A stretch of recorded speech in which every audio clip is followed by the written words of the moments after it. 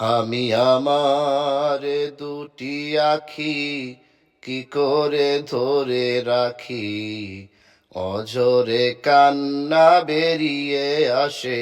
আমি আমার দুটি আখি কি করে ধরে রাখি, অঝরে কান্না বেরিয়ে আসে। আমি আমার দুটি আখি কি করে ধরে রাখি, অঝরে কান্না বেরিয়ে আসে। যখন মাসের পরে মাস পেরিয়ে, মাসের পরে মাস পেরিয়ে 15ই আগস্ট আসে, আমি আমার দুটি আখি কি করে ধরে রাখি, অঝরে কান্না বেরিয়ে আসে।